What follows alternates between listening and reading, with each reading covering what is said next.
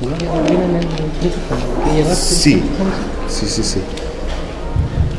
Bueno, buenas tardes, estimados amigos. Yo voy a ser muy breve como representante de la editorial que organiza la lectura, ¿no es cierto?, esta presentación, y también como parte del proyecto en Excel Marca. Les doy básicamente la bienvenida, la alegre bienvenida, y básicamente les quiero indicar que en la presentación de hoy día contamos con la valiosa presencia de Gloria Sepúlveda, que va a encargarse de dar unas impresiones de su propia lectura para poder introducir, ¿no es cierto?, al poeta principal, en este caso Juan Herrera, que todos ustedes ya conocen, y su poemario, dando paso a la lectura de su poemario, ¿no es cierto?, Cuaderno Oscuro. Y yo simplemente cumplo con dejarle la palabra a Gloria, y de esta manera iniciamos esta presentación. Gracias. Estoy muy lejos. Ahí sí. Bueno, hola a todos y a todas, muchas gracias por venir, por estar aquí. Como comentaba Eduardo, me invitaron a presentar el libro de Juan, que es un trabajo de la editorial del Archivo, que tiene una colección de poesía de 3 títulos, y este es el segundo. Presentación, pero falta una presentación de hecho. Sí, es el segundo libro que se presenta. Y lo que yo quiero compartir con ustedes es más que nada la lectura que yo como lectora hago de los poemas que están en el libro, y también haciendo referencia a algunas ideas de corte, no sé, filosófico o literario que permiten encontrar en los textos una serie de significaciones y que se produce también en la lectura de cada uno. Cuando ustedes lo lean también van a generar sus propias significaciones del texto, que hay una ya, que es la que propone Juan, pero nosotros como lectores también podemos generar más significado. Voy a ir alternando algunas ideas del libro con citas también, y las voy a ir mencionando para que quede claro cuáles son las citas de los libros con los que voy a tratar. Bueno, esto se titula con un verso de uno de los poemas: hazte el hábito de considerar la suprema sobre todo. Notas a la Cuaderno Oscura de Juan Herrera. Hay un escritor francés que se llama Pascal Quignard, que yo he leído últimamente, y él hace una historia de la lectura. Voy a partir con una cita de él. Dice: leer es seguir con la vista la presencia invisible. Sobre el autor, Juan Herrera ha publicado los libros Superfashion de 1996, UR del año 2001. También tuvo un proyecto de una revista que se llamaba Review, sí, claro, Rewind, perdón. ¿Y eso en qué año fue? Porque en 90 y algo. Eso tiene que haber sido el año 2000, con Rodrigo Espínola haciendo los esfuerzos ahí para sacar esa revista. Ok. Pero también hay otros formatos en los que ha incursionado, formato audiovisual, con la serie Poetas al Cierre, que seguramente ustedes conocen, han visto algunos capítulos, que es un documento muy valioso para los estudios literarios porque se ha ido transformando con el tiempo como una enciclopedia de autores de poesía chilena, y está disponible también en la red, lo pueden buscar en algún momento. Y a eso se suma también el trabajo no solo creativo de la poesía, sino un trabajo académico, teórico tal vez, y que se traduce en la tesis doctoral, donde también estudio poesía chilena de los años 80, que también es como tal vez uno de los primeros estudios que aborda la poesía de los 80 desde la perspectiva de la imagen. Y ustedes deben saber que los libros no solamente son los textos, digamos, que coloca el escritor, el autor, sino que hay un montón de mensajes que están en la portada, en los epígrafes que puede escoger el autor para iniciar un poema. Y a mí de partida me llamó mucho la atención la portada.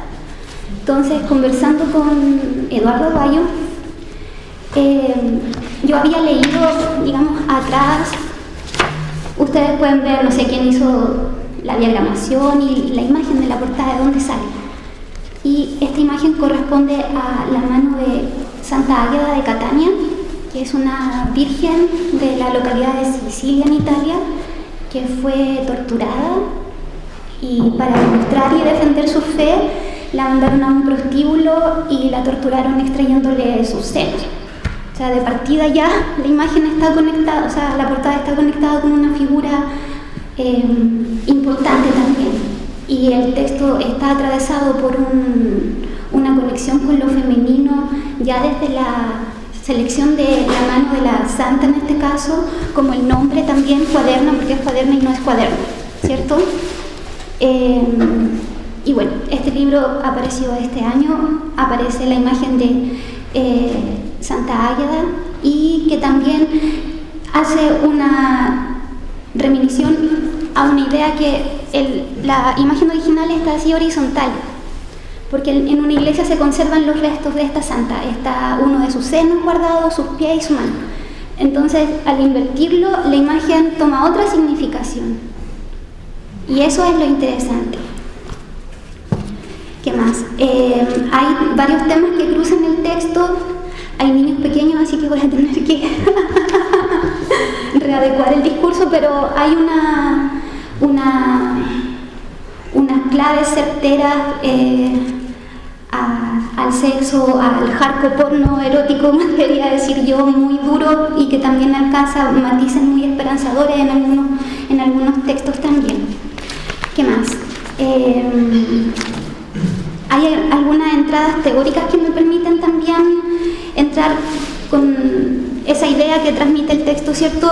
Y que tiene que ver también con una fascinación del poeta por la fascinación del cuerpo también, pero así como del cuerpo, de cómo el cuerpo se va degradando y se va deteriorando hasta la disolución total, porque hay unos textos donde la voz lírica declara que ya desapareció, como que se diluye finalmente todo en el lenguaje.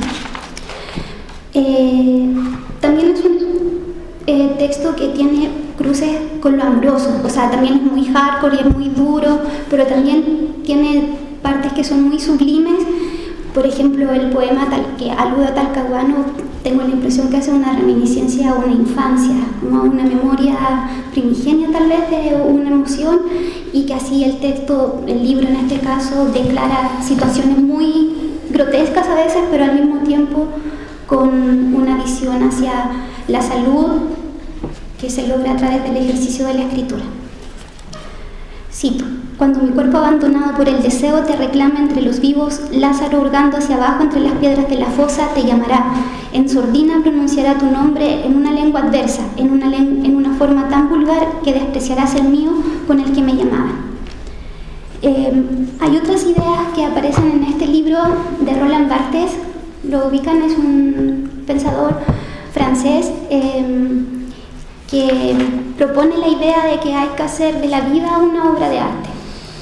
Entonces los textos de este cuaderno, que son notas, tal vez la connotación del cuaderno tiene significaciones también importantes. El mismo Foucault hizo una recopilación de tecnologías del yo que usaban los antiguos para poder sanarse a sí mismo, conocerse, y el cuaderno, las hiponématas, era una de esas manifestaciones. También estaba la meditación, al momento de dormir pensar qué había hecho uno en el día o reflexionar sobre la muerte.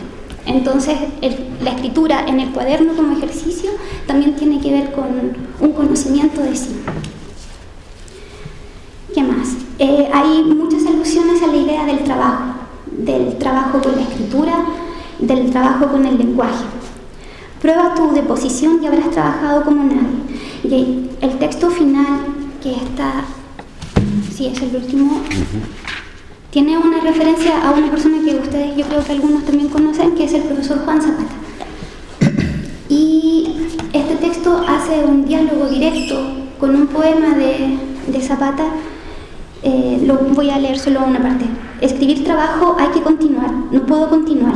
Hay que decir palabras mientras las haya. Foucault, ser a partir de la voz que se dice. Y Juan también en su trabajo hace esa reminiscencia, ese diálogo con el trabajo, como la escritura como un trabajo, como un oficio. ¿Cómo estoy con el tiempo? ¿Estoy bien? Súper bien. Sí, ya.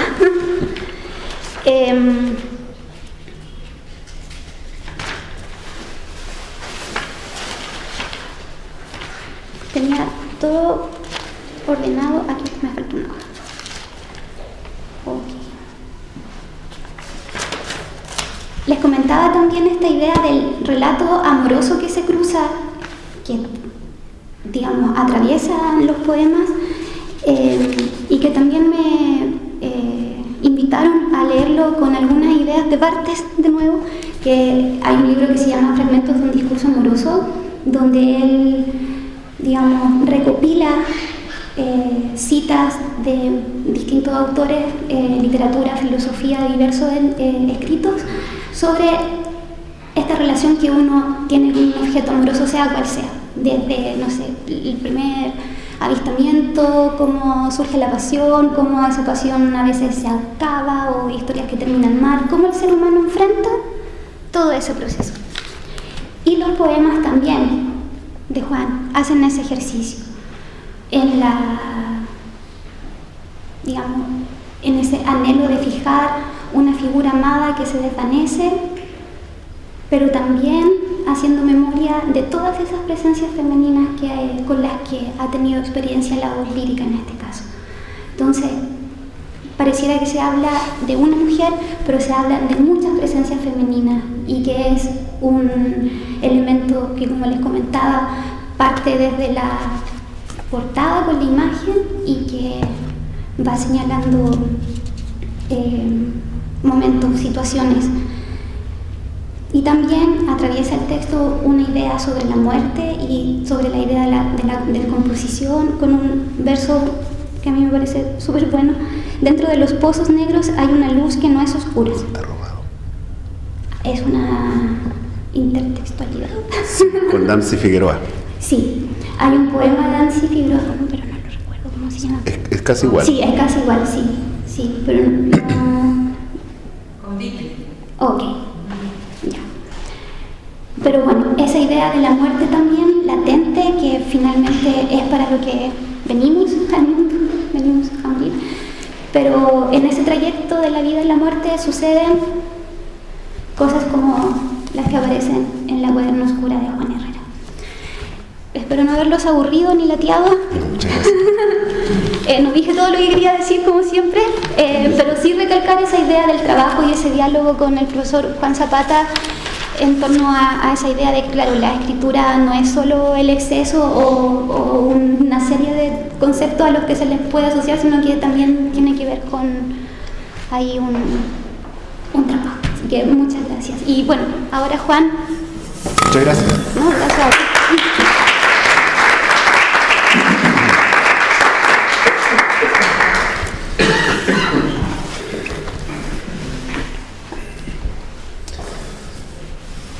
Bien, hola a todos,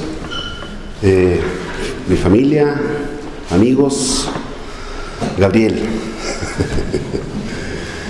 Y bueno, a todos los que han hecho posible que yo esté aquí hoy día con ustedes, leyendo parte de mi oficio, de uno de mis oficios, que es ser poeta. También soy profesor y hago otras cosas más, ¿no? Tengo algunas habilidades enseñadas por mi padre, manuales, ¿no? Bien, y mi mamá, que aprendí de ella a cocinar y a llevar a una casa. Bien, yo voy a decir algo antes de comenzar con la lectura de algunos poemas de acá del libro, más bien generales, de cómo se gestó esto. Eduardo Aguayo me propuso publicar. Sabía que yo había tratado de que este libro saliera por el fondo del libro, la línea de creación, pero fracasé. Así es que Eduardo me propuso que participara de la colección Eclíptica, ¿no? Que es la que congrega a este libro mío y también al de un libro de Marta Contreras y el libro de Ítalo Nochetti, que se presentó hace un par de semanas aquí mismo, ¿ya? Así es que partió por ahí la conclusión del texto, pero Debo decir que los poemas que están acá son poemas que el más viejo de ellos yo lo escribí a los 16 años, creo, que es un poema que aparece acá a propósito de la naranja mecánica, y hay otro texto que está en la cuaderna oscura, porque el libro, como decía Gloria, el libro también es objeto, ¿no? Y como objeto comunica, y tiene un poema que se llama Hortos 33, ¿ya? Que está en negro, ¿no? Tiene las páginas negras, y es como la cuaderna, ¿no? Y también me gustó eso de la cuaderna, el significado de, no cuaderno, sino cuaderna. Cuaderna también es una costilla, ¿no? Bien.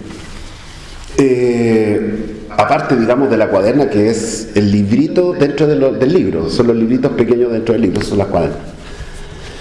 Ese poema, Hortos, lo escribí por ahí por el año 98, salió fragmentariamente en un libro de Poeta Ojeda con Patricio Novoa, ¿cierto? Sí. Salió fragmentariamente en una antología muy buena que se hizo de la poesía de Concepción en uno de los intentos a fines de los 90 por tratar de dejar claro un panorama que había sucedido y que estaba sucediendo en Concepción. Y también hay otros poemas que quedaron, que empecé a escribir después de UR, el año 2001. Así que Cuaderno Oscuro, y esto quiero decirlo, es un libro que para mí ya los poemas son relativamente, tienen tiempo, tienen décadas algunos, ¿no? ¿Me comprenden? 20 años les decía el más viejo. Y en ese sentido también esta presentación es una especie de cierre de un momento, ¿no? Algo comentaba yo en un concurso en el que fui jurado, un concurso de fanfiction que organizó el colectivo, ¿me ayudan? El colectivo Imaginario, que me invitó a participar en ese concurso como jurado, digo, y comentaba que un libro, cuando uno lo publica, como que se desprende de él, ¿no? Deja de pertenecerle, deja de ocuparle también, de algún modo, ¿no? Como que termina por considerar que ya está bueno, estoy aburrido de esto, un poco, ¿eh? Para comenzar otras cosas nuevas, ¿no?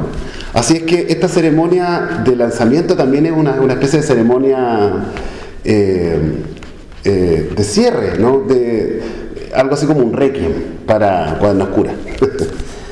Bueno, eso quería comentar y ahora voy a leer los poemas.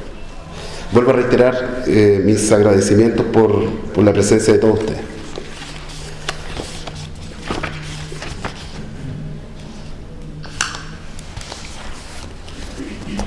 Bueno, y así como cerraba, cuando cerré UR, tenía que partir de algún modo. Y el primer poema que voy a leer es La salida de UR. La salida. Es el primer poema, tal vez, no sé si el primero que escribí, pero sí conectaba con ese libro que yo había publicado en el año 2001. Este tiene por título, tiene todos números romanos, ¿eh? Yo tengo que hacer memoria de cómo esto es 44, ¿sí? La X antes de la L, ese es 40, ¿cierto? Estamos bien. Bien. Oh, se me olvida algo. La degradación del cuerpo, ¿no? La presbicia a los cuarentones les pasa. ¿Ah? Bien.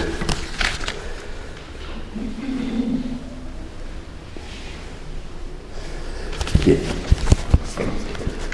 Por fin te dejo atrás, ciudad infesta. Por fin cruzo el portal del que solo veía su inscripción. Te dejo atrás y miro tus luces. Quedarán tan distantes tus sonidos, aunque me hables en ellos, aunque ellas se me crucen por el camino que pise de noche. 1. ¿Qué imita la risa cuando la batalla de los meatos henchidos, que dibuja la risa cuyos extremos son muñones, que alitera tan torpemente que tropieza en su tartamudeo, que libera de sí si encierra un estuco de sarro, que carcajea con desquicio donde nadie sufre su soplo de tripa, que lastima de su mudez canora, que deletrea el vómito que le adviene, que mitifica la muerte de la risa de cual abrota, permanece y acaba, que profundidad adquiere en el lamido del abismo, más allá de los labios, que aglutina cuando draga bolsas de sangre, que escupe la risa cuando dice amo, que rubrica con su borra tinta del mundo, que describe las órbitas de sus caries más oscuras, que invita con su hocico, que tufea que adormece, en qué sótanos de mi hambre habita la risa.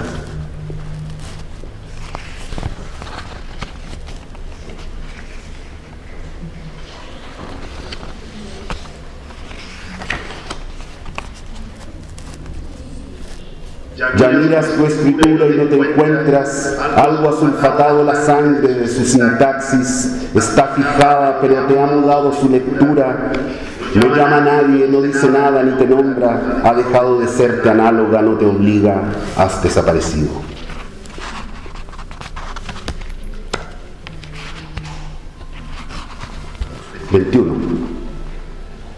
Finalmente a quien la mire sino a mí, y sonar al fin de tanto darme, una cantiga de amor funesto, solo notas de sordina, a mí que tanto gusano me ha tocado, a mí con tanto talle de panteonero, meras trazas de fantoche y baquelita, incuestionables cisnes de losa saltada, y así dragadas la parola y la saliva me fuere quedando escaso y doméstico, más caído que suspenso en el arte de la orla, y dijere que lo que desprecio he conseguido, tan solo fundas del vacío, palos de ciego, por más que brillen en la alta noche y me combinen a la devaluada labor del escriba, si amare cada piedra pronunciada, si amare literalmente a esta concubina, finalmente a quien la miere sino a mí, y sonar al fin de tanto darme.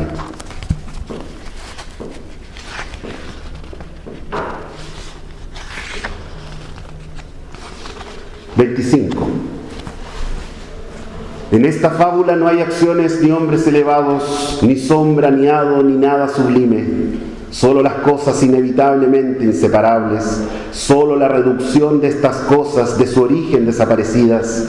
Sin euforia cada una se extravía para siempre, como si una fascinación las ubicara más lejos que la fuera. Son signos de extranjería en el estuve, son signos de extranjería en el tuvimos. En esta fábula no hay acción dolorosa, ya no queda nada más que la iteración de lo cansinamente repetido, exceso de vacío y sequedad en las palabras.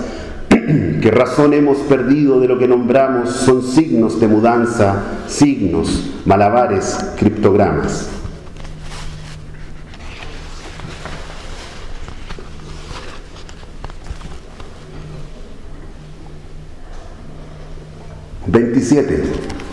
Sermo absentis ad absentem, carta a Tom Waits.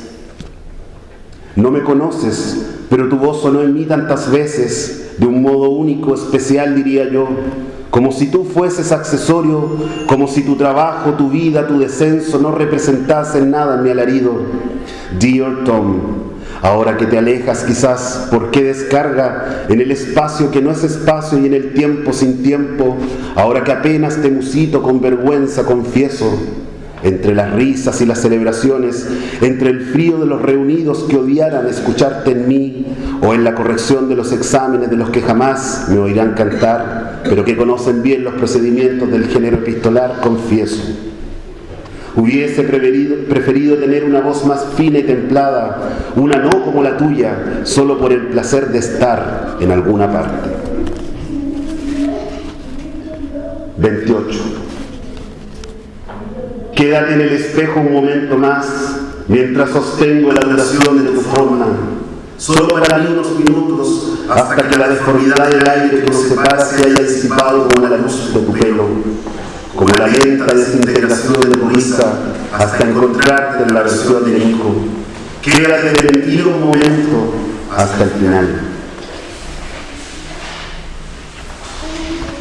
29. Si diera mi vida a ti, si ese es tu deseo, traería su sudor de vuelta a mi sábana. Si me rindiera y cantara tus alabanzas, mojarías mi cama con la acidez precisa de su carne, dejarías inmolarme en la rosa ciega de su corazón. Si me poseyeras de una vez y para siempre, si ese es tu deseo, permitirías que en la cama eterna estuviera con nosotros, comiendo la comida inagotable de la carne. Si me vendiera a ti, Señor, si subastara mi arrebato, salvarías mi alma, mi pobre corazón acorazado, mi pobre vida común.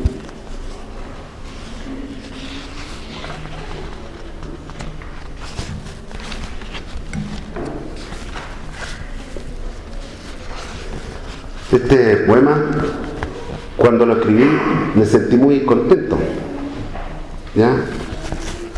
Y entonces toqué la puerta del vecino, y el vecino salió. El vecino era Marcelo Garrido, otro poeta.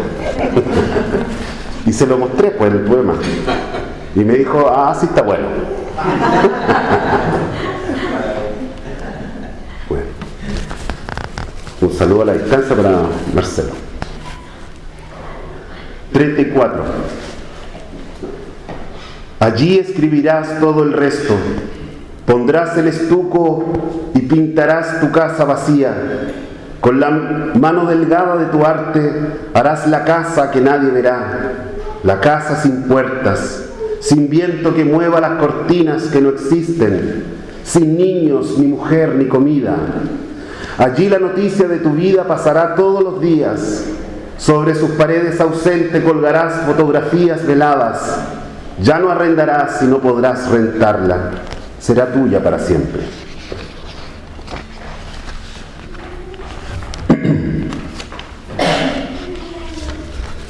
(35) Del que se abstiene será la tierra del prudente. En su siembra no se asentará la helada, ni su cosecha la comerá el gorgojo. Fundará naciones el responsable y multiplicará su fortuna. Su riqueza la llamarán lo bien habido. Nosotros le miraremos pasar calladamente, coger el pan del mercado y alejarse silbando una alabanza. Nosotros, rumiando hacia abajo el deseo que su mujer y sus hijas provocan, llevaremos el frío a su clan algún día. Seremos su gorgojo, la indefectible forma del tiempo tendrá su lugar.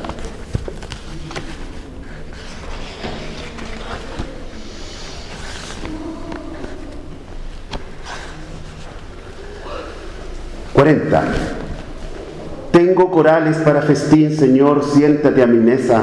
Aparta las piedras de mi boca, los libelos de mi mente, muéreme el celibato, deja de serme literatura y cargo y candado de cárcel, Señor. Doy grito solo en la mazmorra, tengo el aire, la medalla del inútil que contiene el viento en la tormenta. Ya no son otros, Señor, soy yo, abatido por mi lengua, libérame de mí. Soy yo tiznado, cubierto de moscas, convulso, comida de gusanos. Soy yo, aunque haya memoria de los otros que me amaron con penumbra y con luz, a veces Beatriz llante.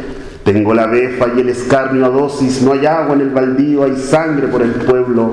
Se ha acabado el semen, no hay hilo, hay fragmento, las flores están pudriéndose.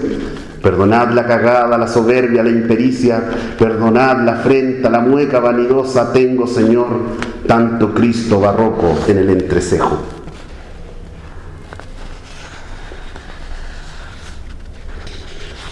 (47) Lolita.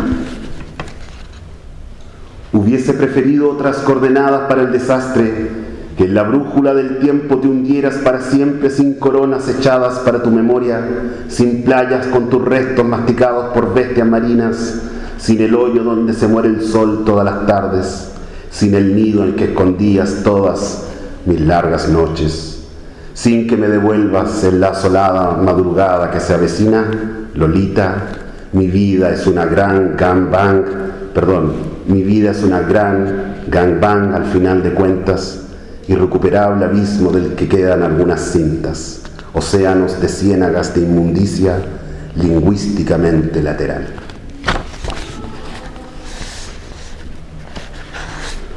(48) La lluvia sabe a tónica, la ciudad es un vaso que exuda, Por un instante me deja ver la otra esquina, por un instante puedo verte detrás del vaso. Son hilos débiles que nombramos por razonables, que desaparecen tan pronto asoma el temporal, o cuando delicadamente bajan las heladas gotas por el contorno del vaso que se aprieta más y más todavía. Son los hielos al fondo que replican las luces del bar, y más abajo una marisma que detiene todo paso. La lluvia sabe a vodka corriente y presto, la licuación de la ciudad es inminente. Por un instante quiso ser salvada por un paréntesis de ganas y no pude, sino cortar los hilos que nombramos por razonables. En lontananza alguien espera la escampada, siempre existen razones para esperar lo que no llega. Eso que nombramos, esos hilos, lo razonable, también deben haberme visto en esa calle, todo mojado esperando lo que ya se iba y que estaba detrás del vaso, en el sabor amargo de la tónica. No contemplaba leerlo, pero ya que lo nombró Gloria, yo creo que les va a traer una imagen, un recuerdo a mis padres que están acá. El día anterior a la detracción, lobos marinos nos decían adiós en Talcahuano. Restos del cajón platanero que fue mi corral, restos del puerto, eran lobos viejos. Lentos como las estelas del horizonte, lentos como los pelícanos en tierra, me queda la sal de ese momento y una piedra que me regalaste.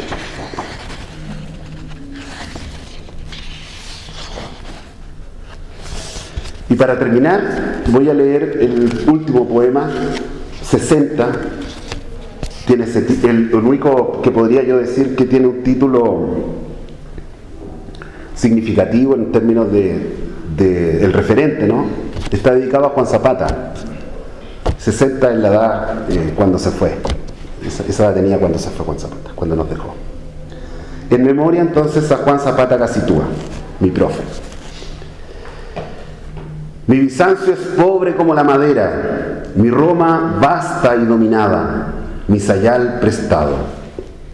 Sé que los ajenos ríen de la rudeza de este reino, de sus charcos por fuentes, de la empalizada por defensa, de sus capiteles de lona. Pero un día nada renacerá, nada emergerá ni volverá a su edad dorada, no habrá angustia ni esperanza, solo velocidad eterna y constante. El nombre de esa velocidad es inercia, y sé que es poderosa, por eso trabajo. Muchas gracias por escuchar mis textos.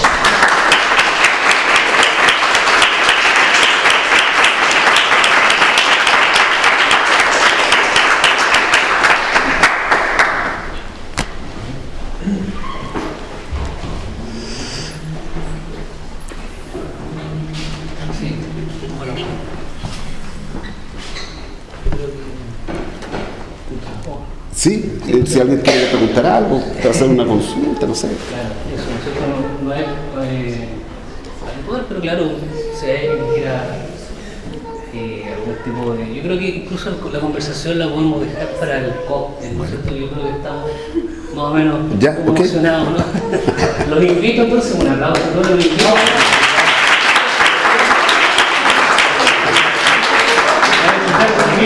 Muchas gracias. Gracias, Gloria. Tu presencia. Bien, ¿estuvo bien? Sí. Muchas gracias. Aquí, gracias.